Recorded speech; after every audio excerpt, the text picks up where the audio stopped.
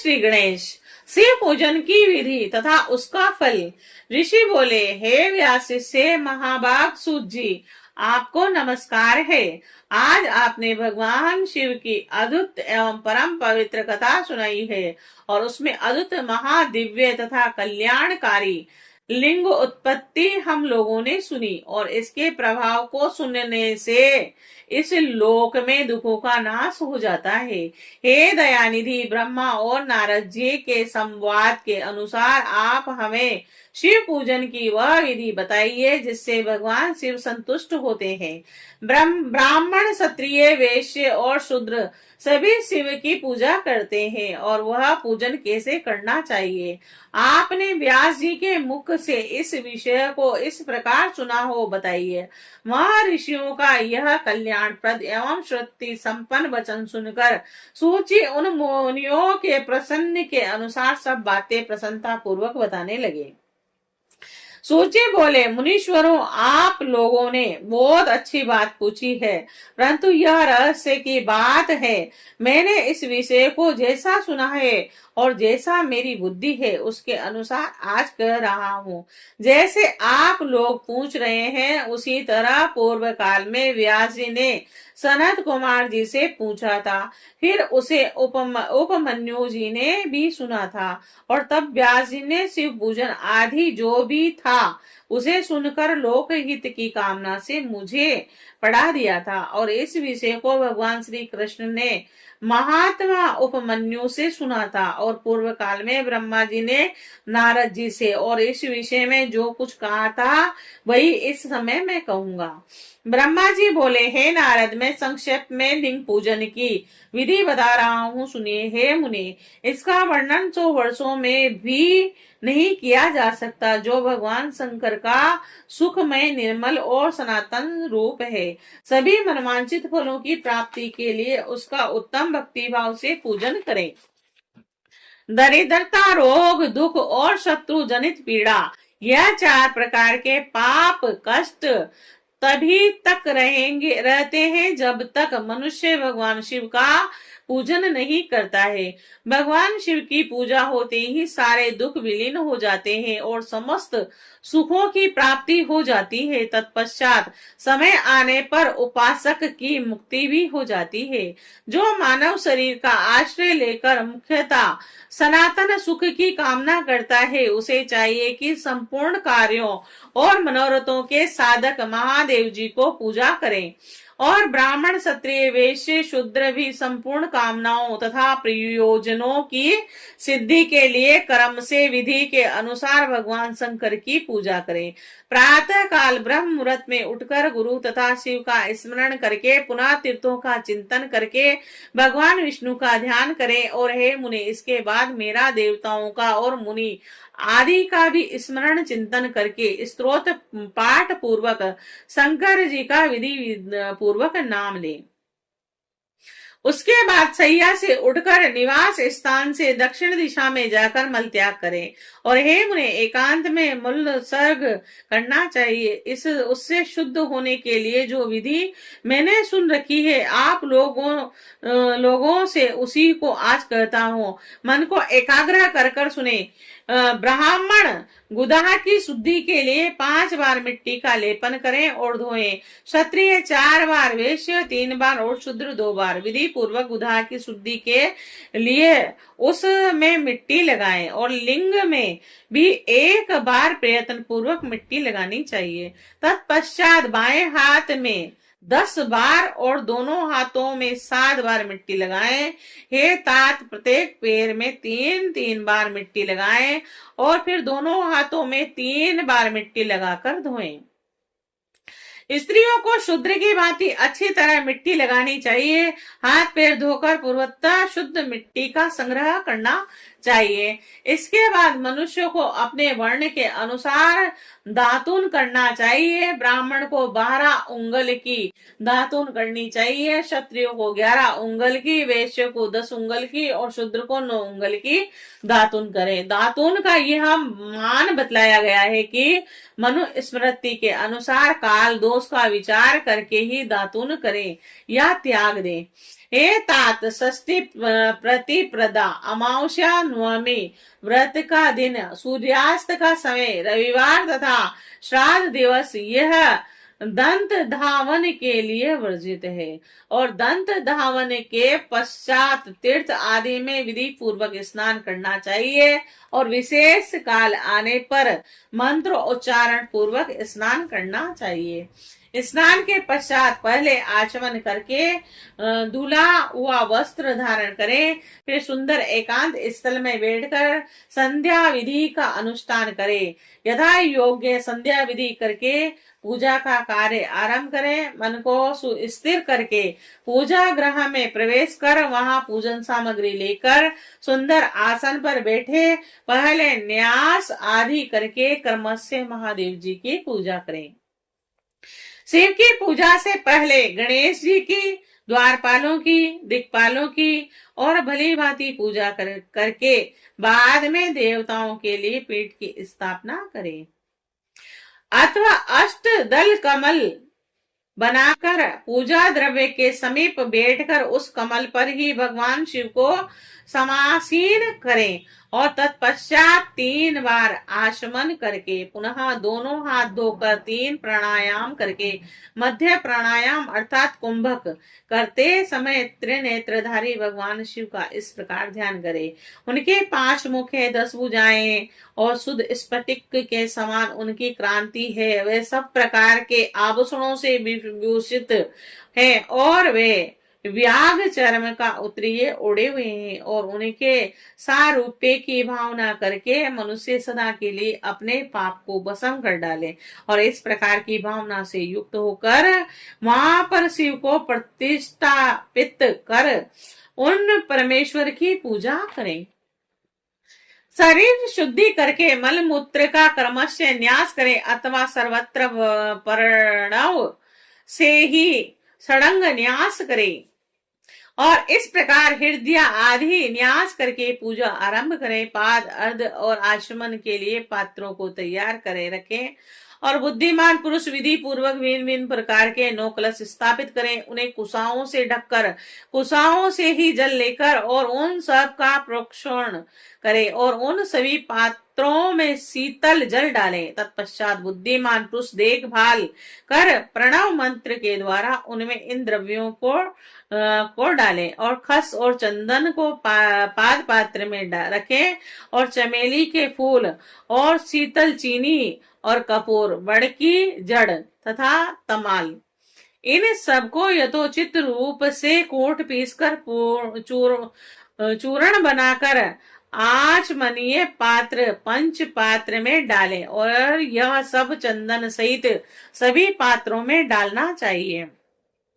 देवाधिदेव महादेव के पार्श्व भाग में नंदीश्वर का पूजन करें और गंध धूप दीप आदि विविध उपचारों से शिव की पूजा करें।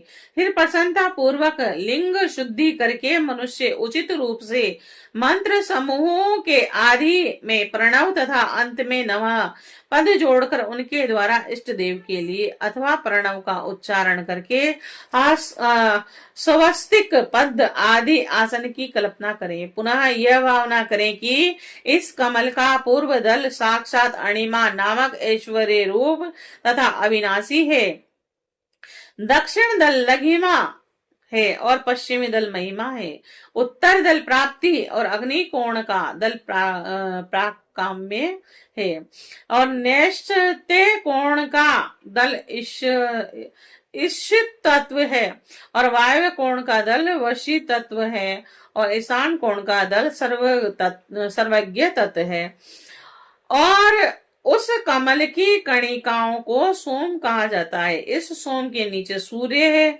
सूर्य के नीचे यह अग्नि है और अग्नि के नीचे धर्म आदि की कर्मश से कल्पना करें और उसके पश्चात चारों दिशाओं में अव्यक्त आदि की तथा सोम के नीचे तीनों गुणों की कल्पना करें। इसके बाद ओम सगो जात परपधामी इत्यादि मंत्र से परमेश्वर शिव का आह्वान करें। ओम वाम देवाय नमः इत्यादि वाम देव मंत्र से उन्हें आसन पर विराजमान करें। फिर ओम तत्पुरुषाय विदहे इत्यादि रुद्र गायत्री द्वारा इष्ट देव का सानिध्य प्राप्त करके उन्हें ओम अघोरे भ्योदे इत्यादि अघोर मंत्र से वहां निरुद्ध करे। अघोरे भयोत्थे तत्पश्चात ओम ईशान सर्व विधानाम इत्यादि मंत्र से आराध्य देव का पूजन करे। पाद और आचमनीय अर्पित करके अर्घ्य दे। तत्पश्चात गंध और चंदन मिश्रित जल से विधि पूर्वक रुद्र देव को स्नान कराए। फिर पंचांगवे निर्माण की विधि से 5 द्रव्यों को एक पात्र में लेकर प्रणव से ही अभिमंत्रित करके उन मिश्रित गव्य पदार्थों द्वारा भगवान को स्नान करावे। तत्पश्चात पृथक पृथक दूध दही मधु गन्ने के रस तथा घी से नहलाकर समस्त अभिष्टों के दाता और हितकारी पूजनीय महादेव जी का प्रणव के उच्चारण पूर्वक पवित्र द्रव्यों द्वारा अभिषेक करें और साधन श्वेत वस्त्र से उस जल को यथोचित रीति से छान लें और पवित्र जल पात्रों में मंत्रोच्चारण पूर्वक जल डालें। जल धारा तब तक बंद न करें तब तक इष्ट देव को चंदन न चढ़ाएं और तब सुंदर अक्षतों द्वारा प्रसन्नता पूर्वक शंकर जी की पूजा करें और उनके ऊपर कुश मार्ग और कपूर चमेली चंपा गुलाब श्वेत कनीर बेला कमल और उत्पल आदि भांति भांति के अपूर्व पुष्पों एवं चंदन से उनकी पूजा करें। परम परमेश्वर शिव के ऊपर जल की धारा गिरती रहे और इसकी भी व्यवस्था करें और जल से भरे भांति भांति के पात्रों द्वारा महेश्वर को स्नान करावें। इस प्रकार मंत्रोच्चारण पूर्वक समस्त फलों को देने वाली पूजा करनी चाहिए। हे तात, अब मैं आपको समस्त मनोवांछित कामनाओं की सिद्धि के लिए उन पूजा संबंधी मंत्रों को भी संक्षेप में बता रहा हूँ, सावधानी के साथ सुनिए। पाऊ मान मंत्र से, वामांग में इत्यादि मंत्र से, रुद्र मंत्र से, नील रुद्र मंत्र से, सुंदर और एवं शुभ पुरुष सूक्त से और श्री सूक्त से, सुंदर अर्थ वशीर्घ से और मंत्र से, आनोभद्रा इत्यादि शांति मंत्र से, शांति संबंधी दूसरे मंत्रों से, वरुण मंत्र और अरुण मंत्रों से और अर्था विष्ट साम तथा देव व्रत साम से, अभितत्वा इत्यादि रथतंत्र साम से और प्रसुप्त से, मृत्युंजय मंत्र से और पंचाक्षर मंत्र से पूजा करें। 1 सहस्त्र अथवा 101 जलधाराएं वैदिक विधि से शिव के नाम मंत्र से प्रदान करें। तद अंतर भगवान शिव के ऊपर चंदन और फूल आदि चढ़ाएं, प्रणव से तांबूल आदि अर्पित करें। इसके बाद जो स्फटिक मणि के समान निर्मल निष्कल अविनाशी सर्वलोक कारक सर्वलोकमय ब्रह्म देव है, जो ब्रह्मा इंद्र उपेंद्र विष्णु आदि देवताओं को भी गोचर न होने वाले वेद वेता विद्वानों के द्वारा वेदांत में मन वाणी से अगोचर बताए गए हैं, जो आदि मध्य अंत से रहित समस्त रोगियों के लिए औषधि रूप शिव तत्व के नाम से विख्यात तथा शिवलिंग के रूप में प्रतिष्ठित हैं। उन भगवान शिव का शिवलिंग के मस्तक पर प्रणव मंत्र से ही पूजन करें। धूप दीप नैवेद्य सुंदर तांबूल सुरम्य आरती स्तोत्र तथा नाना प्रकार के मंत्रों एवं नमस्कारों द्वारा यथा योक्त विधि से उनकी पूजा करें। तत्पश्चात अर्घ देकर भगवान के चरणों में फूल बिखेर कर और साष्टांग प्रणाम करके देवेश्वर शिव की आराधना करें और इसके बाद हाथ में फूल लेकर खड़ा करके दोनों हाथ जोड़कर इस मंत्र से सर्वेश्वर शंकर की पुनः प्रार्थना करें। हे शिव, मैंने अनजाने में अथवा जानबूझकर जो जप पूजा आदि सत्कर्म किए हों वे आपकी कृपा से सफल हों। और इस प्रकार पढ़कर भगवान शिव के ऊपर प्रसन्नता पूर्वक फूल चढ़ाएं और तत्पश्चात स्वास्तिक वाचन करके नाना प्रकार की आशी प्रार्थना करें। फिर शिव के ऊपर मार्जन करना चाहिए। इसके बाद नमस्कार करके रात के लिए क्षमा प्रार्थना करते हुए पुनः राग मन के लिए विसर्जन करें और करना चाहिए। इसके बाद अघोर मंत्र का उच्चारण करके नमस्कार करें। फिर संपूर्ण भाव से युक्त होकर इस प्रकार प्रार्थना करें, प्रत्येक जन्म में शिव में मेरी भक्ति हो और शिव में भक्ति हो और आपके अतिरिक्त दूसरा कोई मुझे शरण देने वाला नहीं है। हे महादेव, आप ही मेरे लिए शरणदाता है। और इस प्रकार प्रार्थना करके प्राभक्ति के द्वारा संपूर्ण सिद्धियों के दाता देवेश्वर शिव का पूजन करें।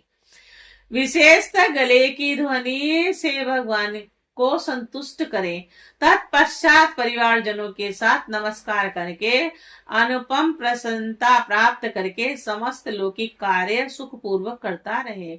जो इस प्रकार शिव भक्ति प्रायण होकर प्रतिदिन पूजन करता है उसे अवश्य ही पग पग पर सब प्रकार की सिद्धि प्राप्त होती है। वह उत्तम वक्ता होता है तथा उसे मनवांछित फल की निश्चय ही प्राप्ति होती है। रोग दुख शोक दूसरों के निर्मित से होने वाला उद्वेग कुटिलता विष तथा अन्य जो कपट उपस्थित होता है उसे कल्याणकारी परम शिव अवश्य नष्ट कर देते हैं। उस उपासक का कल्याण होता है। जैसे शुक्ल पक्ष में चंद्रमा बढ़ता है वैसे ही शंकर की पूजा से उसमें अवश्य ही सद्गुणों की वृद्धि होती है। हे मुनि श्रेष्ठ, इस प्रकार मैंने शिव की पूजा का विधान आपको बताया है। हे नारद, अब आप और क्या पूछना चाहते हैं? श्री शिवाय नमस्तुभ्यम।